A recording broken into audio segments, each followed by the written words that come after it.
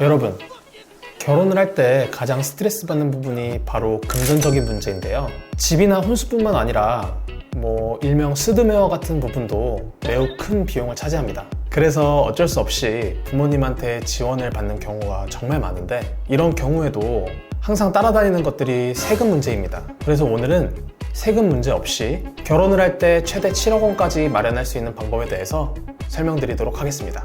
안녕하세요, 박승준 세무사입니다. 여러분들에게 꼭 필요한 세법 내용을 쉽게 알려드리고 있습니다.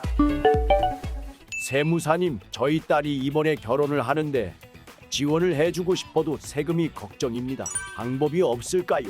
네, 당연히 있죠. 현재 시행 중인 제도를 사용해서 절세를 할 수 있습니다. 지난 영상에서도 설명드렸던 증여재산공제와 금전무상대출 등에 따른 이익의 증여 규정을 활용하는 건데요. 이런 제도를 사용해서 세법에서 정하는 요건들만 잘 이용한다면 양가 부모님으로부터 최대한 많은 지원을 받을 수가 있습니다.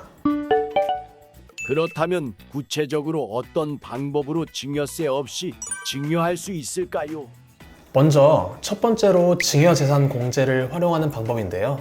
쉽게 말해서 자녀에게는 10년간 5천만 원까지, 형제 자매 같은 경우에는 10년간 1,000만 원까지 증여를 해도 증여세가 부과되지 않는데요. 증여재산공제에 대한 더 많은 내용이 궁금하시다면 지난 영상을 참고해주세요. 다시 돌아와서 직계비속, 즉 자녀에 대한 증여는 10년간 5천만 원까지는 증여세 없이 가능한데요. 여기에 혼인이나 출산을 장려하기 위해서 2024년도부터 혼인 출산 증여재산 공제 제도가 신설되었습니다. 만약 혼인이나 출산 전후로 2년 내에 증여가 있는 경우에는 기존의 공제인 5천만 원에 더해서 1억 원을 추가로 증여할 수 있는데요. 이 제도를 활용한다면 양가 부모님으로부터 최대 1억 5천, 총 3억을 세금 없이 증여받을 수 있습니다.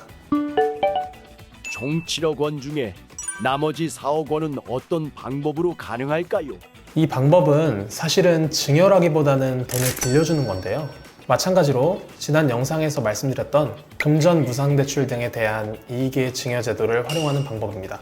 이 제도에서 만약 돈을 빌려주고 갚는 거래여도 무이자로 받거나 낮은 이자율로 받게 되면 증여세가 부과될 수 있다고 말씀드렸는데요. 정확한 내용으로는 만약 타인에게 돈을 무이자로 빌려주는 경우에 적정 이자율과 비교해서 그 이익이 1,000만 원 이상인 경우에는 증여세가 과세되는데요. 반대로 말하면 약 2억 원까지는 증여이익이 약 900만 원이기 때문에 증여세가 부과되지 않는데요. 따라서 양가 부모님이 각각 2억 원씩 총 4억을 빌려주어도 증여세는 과세되지 않습니다.